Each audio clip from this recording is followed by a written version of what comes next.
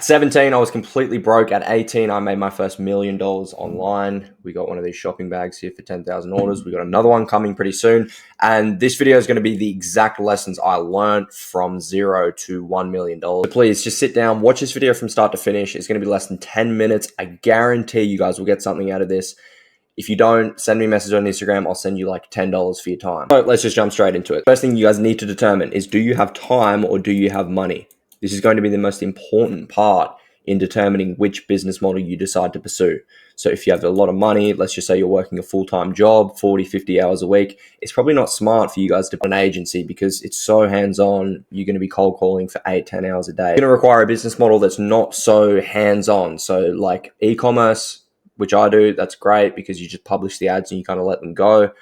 Anything like that's really good. That's what you need to be looking for. If you have a lot of time, you want to do the opposite. So you want to be selling your time for money, essentially. So you want to become very good at a service, whether that's Facebook ads, web design, video editing, anything like that. And you want to find a way to monetize this. Only common denominator between choosing a business model is don't do crypto, don't do Forex, anything like that initially. You want to build and work towards something that even if the business fails, you're going to have so many valuable life skills that you can work off. So once you determine this, you need to come down here and look at your strengths. Because like it or not, people are dealt aces at birth and they're also dealt fucking 2-7 offsuit. So you need to be finding your strengths and playing to them. It's like me. I wouldn't enter a good hairline competition because chances are I'm going to fucking lose. Another thing you have to look at for strengths is any previous experiences you've done. Have you sold lemonade when you were a kid? Have you worked in customer service? Have you edited videos? Any of these skills you need to be looking, writing down, identifying them, and then choosing your business model around this. So for me, I originally went into SMMA. My niche, pest control. Why? Dad was in pest control. So I had great insight into the pain points and everything, and I was able to formulate my offer around that. So I studied, bro. Yeah. If you guys want to take the extra step on this, go to 16personalities.com and get your personality type. It will show you if you're like INTJP or whatever it is.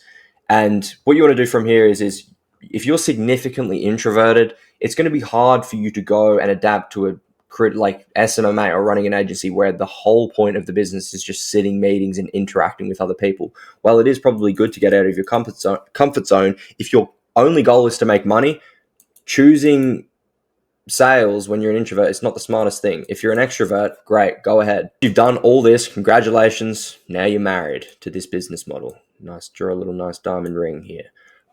So once you've chosen it, and that's why I say it's so essential that you guys take your time and find the business model which is right for you. If you want, send me a message on Instagram, explain to me a situation, and I will give you a rundown of exactly what I would do. There's my Instagram on the screen. I plugged it. There's a quote that goes, "The only thing worse than pushing a rock up a hill is wondering if you're even pushing it up the right hill." So you'll see people, they'll find a guru video and then they'll just jump straight into that business model. They end up getting to like here when they've nearly made it, and then they'll give up and they'll go back down to here onto a new business model. So it's so essential that you take the time initially and choose the right model for you. Okay, so once you have identified the business model which you're going to be taking, you need to be breaking it down into the needle moving tasks and then delegating 90% of your time there. So if you're running an agency, so SMMA, it would be cold calling. So you want to spend 6, 8, 10 hours a day cold calling. If you're drop shipping, it's going to be testing products. If you're running OnlyFans, then yeah, I don't really know for that one. You get the point. You want to be spending most of your time or 90% of your time on this. And then in the other 10% or 20%, you want to spend it researching and perfecting your craft. So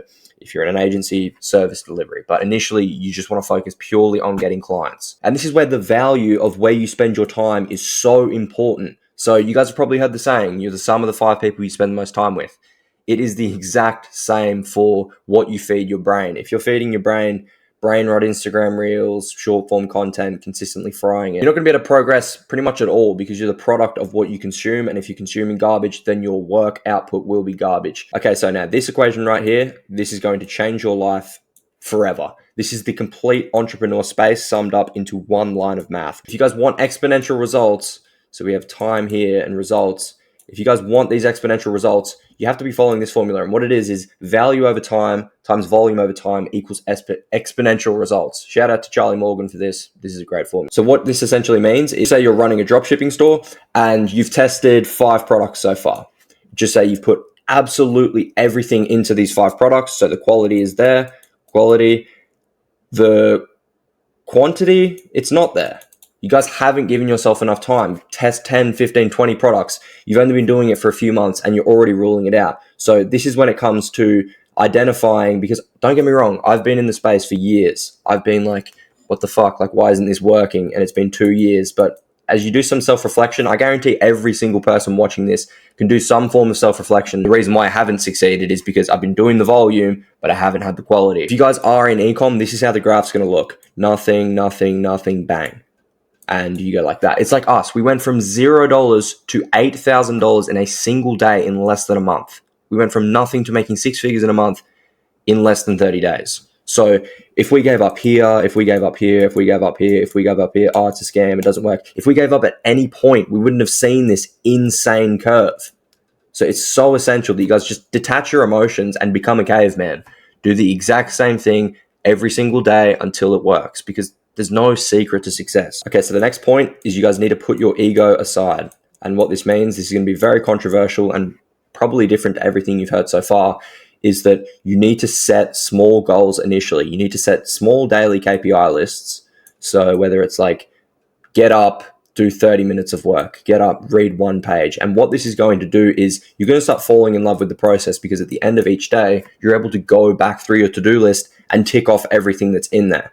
As if you were to be like, work 17 hours and, you know, read 10 books in a day. At the end of the day, you're going to be crossing off on that list, and subconsciously, it's really not good for you. So initially start small and work your way up. It's the same thing. If you were to go into the gym and let's just say, you know, you want to bench 225 pounds, you can't just bench 225 pounds without any prior experience. Maybe you can if you're some like freak genetic, but I'm going off the general average Tom here. Every guru has just been lying to you guys. Making $10,000 a month is not easy. You talk to the average brick and mortar business, it takes them 3 to 4 years to even go positive. So if you guys expect to go from $0 to $10,000 a month in 6 months, it's just not realistic. You have to give yourself more time. And this was the main thing that I learned from spending over $20,000 on courses. And it's that no single person, no single business model, nothing. No one's going to save you except for yourself. I've seen and I've talked to hundreds of people in the business space or the e-commerce space,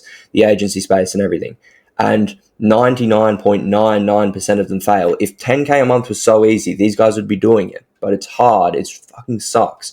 So start small, lower your expectations. It's fucking hard. It's a tough pill to swallow because you guys are brainwashed by social media and Instagram and everything. And don't get me wrong, I still am. I will be scrolling on my feed and see a 19-year-old buy a Lambo. And summarizing, if I had to start at 16, you need to pick one business model that is tailored to your strengths, what you're good at, previous experiences. You need to use any form of leverage that you can. It's going to be the hardest thing you'll ever do to scale to 10K a month or whatever your goals are.